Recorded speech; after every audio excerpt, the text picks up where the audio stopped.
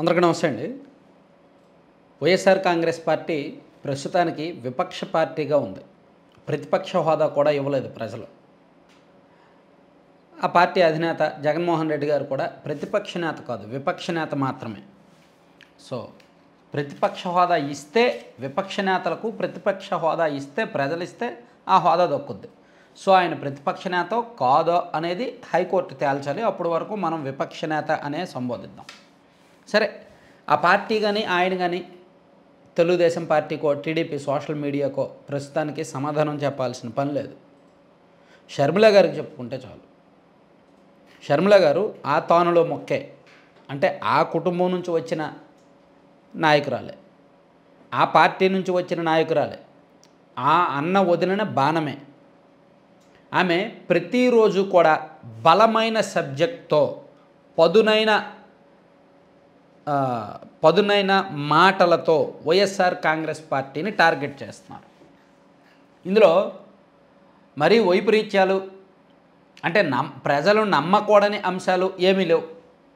చాలా సింపుల్గా ఆమె స్ట్రైట్గా అడుగుతున్నారు, మీరు అసెంబ్లీకే వెళ్ళరు కదా, మీకెందుకు ప్రతిపక్ష హోదా అని మొన్న అడిగారు. అసలు మీరు ఎమ్మెల్యేగానే అనర్హులు, పులివెందుల ఎమ్మెల్యేగా కూడా మీరు రిజైన్ చేసేయండి అని మొన్న అడిగారు షర్మిల గారు. దానికి బొత్స సత్యనారాయణ గారు అండ్ ఇంకొంతమంది ఎవరో కౌంటర్లు ఇచ్చారు, అది వేరే. ఈరోజు షర్మిల గారు ఇంకా చాలా కీలకంగా అడిగారు, అసలు జగన్మోహన్ రెడ్డి అహంకారమే అతని పతనానికి కారణము. జగన్మోహన్ రెడ్డి అనే వ్యక్తిలో విపరీతమైన అహంకారం ఉంది, అదే అతను పతనానికి దారి తీస్తోంది అని షర్మిల గారు ఈరోజు మళ్ళీ అన్నారు. ఆమె ఏమన్నారంటే, వైకాపా అధ్యక్షుడు జగన్ మూర్ఖత్వానికి ఆయన్ను మ్యూజియంలో పెట్టాలని ఏపీసీసీ అధ్యక్షురాలు షర్మిల ధ్వజమెత్తారు. అసెంబ్లీకి వచ్చి చంద్రబాబును నిలదీయాలని చెబితే ఆయన కుమ్ము కాసినట్లుందా అని ప్రశ్నించారు. జగన్ అద్దంలో చూసుకుంటే ఇప్పుడు కూడా ఆయనకు చంద్రబాబే కనిపిస్తున్నారని ఎద్దేవా చేశారు. ఆమె ట్విట్టర్లో ఈ ఎక్స్లో ఇవి ట్వీట్ చేశారనమాట. సామాజిక మాధ్యమాల్లో నన్ను కించపరిచేంత ద్వేషం ఉంది, మాకు అలాంటి ద్వేషం లేదు, కానీ తప్పును తప్పుగా అని చెప్పే ధైర్యం ఉంది.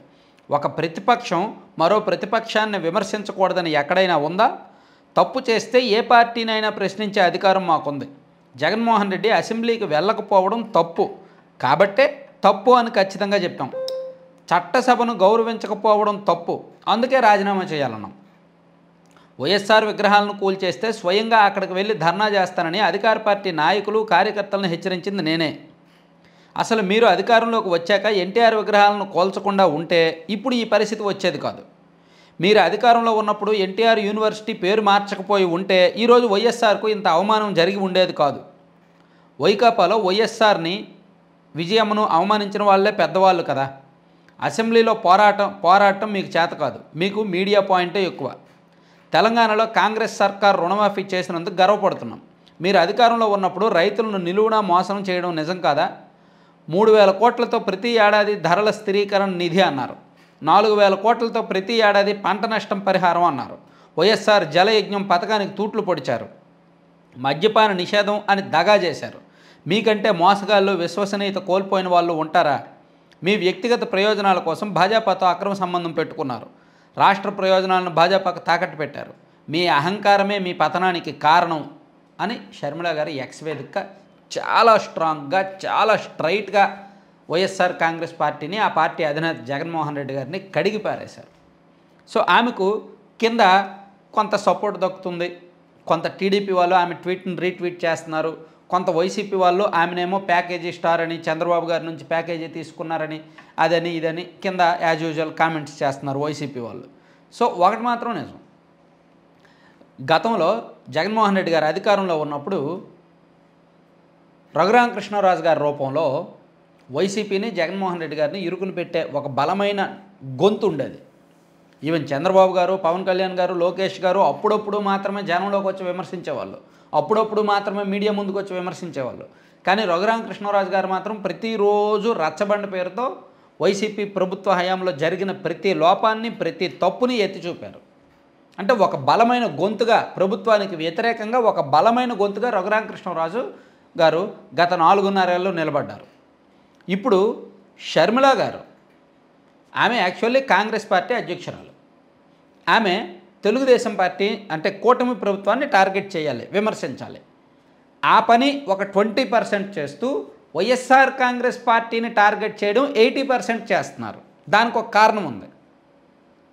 యాక్చువల్లీ అంటే ఒక రకంగా సింపుల్గా చెప్పుకోవాలంటే వైఎస్ఆర్ కాంగ్రెస్ పార్టీ జగన్మోహన్ రెడ్డి గారు వచ్చేసరికి కర్రతో కొడుతున్నారు, వీళ్ళకి వచ్చేసరికి తమలపాకుతో కొడుతున్నారు. టీడీపీ కూటమి ప్రభుత్వానికి వచ్చేసరికి షర్మిల గారు అలా చేయడానికి కారణం ఏంటంటే వైసీపీ పూర్తిగా పతనమైతేనే కాంగ్రెస్ పార్టీ పైకి లేస్తుంది. కాంగ్రెస్ పార్టీ ఓట్ బ్యాంకే వైసీపీ ఓట్ బ్యాంక్గా మారింది. కాంగ్రెస్ పార్టీ నాయకత్వమే, కాంగ్రెస్ పార్టీ పొలిటికల్ స్ట్రక్చరే YSR Congress party political structure plus లీడర్షిప్గా మారింది. సో వైఎస్ఆర్ కాంగ్రెస్ పార్టీలో ఉన్న 80% ఓటింగ్ కానీ నాయకత్వం కానీ కాంగ్రెస్ నుంచి వెళ్ళిన వాళ్ళే. సో ఆ పార్టీ లేకపోతే, ఆ పార్టీ పతనం అయితే, ఆ పార్టీ ఇంకా వీక్ అయిపోతే కాంగ్రెస్ బలపడుతుంది అనేది కాంగ్రెస్ పార్టీ స్ట్రాటజీ. అందుకు ఆమె మొదటి టార్గెట్ వైసీపీనే. సో అందుకే ఆమె ఎన్నికలకు ముందు నుంచి కూడా వైసీపీని ఓడించాలనుకున్నారు, విస్తృతంగా ప్రచారం చేశారు, ఓడిపోయింది వైసీపీ. సో ఇప్పుడు ఒకవైపు ప్రభుత్వాన్ని టార్గెట్ చేస్తూ, ప్రభుత్వాన్ని కొంచెం సున్నితంగా టార్గెట్ చేస్తూ, ప్రతిపక్షాన్ని ధాటిగా టార్గెట్ చేస్తున్నారు. ప్రతిపక్షం మీన్స్ విపక్షాన్ని, ప్రధాన విపక్షాన్ని, జగన్మోహన్ రెడ్డి గారిని, వైసీపీని ఘాటుగా టార్గెట్ చేస్తున్నారు. దానికి కారణం ఏంటంటే ఒకవేళ ప్రభుత్వాన్ని ఎక్కువ విమర్శిస్తే, ఇరుకును పెట్టేలా విమర్శిస్తే ఆ వ్యతిరేక ఓట్ బ్యాంకు వైసీపీకి వెళ్తారు తప్ప కాంగ్రెస్కి రాకపోవచ్చు. అందుకే మొదటి 2-3 ఏళ్ళు కొన్నాళ్ళ పాటు వైసీపీని ఇరుకును పెడితే, వైసీపీని బాగా ఇబ్బంది పెడితే, అప్పుడు ప్రజల్లో వైసీపీని చులకన చేస్తే ఆ పార్టీ ఓట్ బ్యాంక్ కాంగ్రెస్కి రావచ్చు. అప్పుడు ప్రభుత్వ వ్యతిరేక ఓట్ బ్యాంక్ కూడా గ్యాదర్ చేసుకోవచ్చు, పెంచుకోవచ్చు అనేది షర్మిల గారు కాంగ్రెస్ పార్టీ వ్యూహం కావచ్చు. సో అందుకే ప్లస్ షర్మిల గారు స్వతహాగా ఆ పార్టీ బాధితురాలు, ఆ జగన్మోహన్ రెడ్డి గారు అన్న నుంచి వచ్చిన బాధితురాలు, అది కూడా మనసులో ఉంటుందిగా. అంటే ఆమె వ్యక్తిగతంగా చూసినా, రాజకీయ కోణంలో చూసినా ఆమె వైసీపీని, జగన్మోహన్ రెడ్డి గారిని విమర్శిస్తేనే ఆమెకు, ఆమె పార్టీకి మనుగడ. అందుకని ఆమె ఇంత ధాటిగా, ఇంత ఘాటుగా కొంచెం ఎక్కువగానే టార్గెట్ చేస్తున్నారనమాట వైసీపీని. ఎందుకంటే చాలామంది ఆశ్చర్యపోతున్నారు, ఇదేంటి షర్మిల గారు అధికార పార్టీని వదిలేసి విపక్షాన్ని ఎందుకు టార్గెట్ చేస్తున్నారు? జగన్మోహన్ రెడ్డి గారు ఓడిపోయారు కదా జగన్మోహన్ రెడ్డి గారు, అయినా సరే ఇంకా ఎందుకు ఆయన అలా టార్గెట్ చేస్తున్నారు? తప్పు కదా, ఎంతైనా ఒకే కుటుంబం నుంచి వచ్చారు కదా, ఒకే తల్లి కడుపును పుట్టారు కదా, ఎందుకు ఆయన అంతగా విసిగించాలి, అంతగా టార్గెట్ చేయాలని చాలామంది అనుకుంటున్నారు. దానికి మెయిన్ రీజన్ ఇది, ఆమె ప్రత్యక్ష బాధితురాలు ఆయన ద్వారా, అందుకని ఆయన్ని టార్గెట్ చేస్తోంది. అలాగే రాజకీయంగా ఈ పార్టీ ఎదగాలంటే ఆ పార్టీ కూలిపోవాలి. సో ఇలా 2 ప్రయోజనాలు ఆశించి షర్మిల గారు ఒక వ్యూహం ప్రకారం, వ్యూహాత్మకంగానే ఈ ఎదురుదాడి చేస్తున్నారు అనుకోవచ్చు. ఇక్కడ ఇంకో పాయింట్ మనం గమనించాలి. యాక్చువల్లీ విజయమ్మ గారు సైలెంట్గా ఉన్నారు ప్రస్తుతానికి. ఆమె సైలెంట్గా ఉన్నంతకాలం ఇబ్బంది ఏమీ లేదు, ఎంతో కొంత షర్మిల గారికే సపోర్ట్ ఉంటుంది.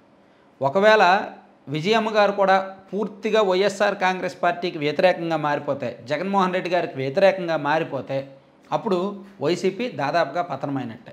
అంటే షర్మిల గారి టార్గెట్ అదే. కాకపోతే విజయమ్మ గారు ఒక అమ్మ కాబట్టి ఇద్దరిని బ్యాలెన్స్ చేయాలి కాబట్టి పూర్తిగా ఆమె ఎటువైపు నిర్ణయం తీసుకోలేరు.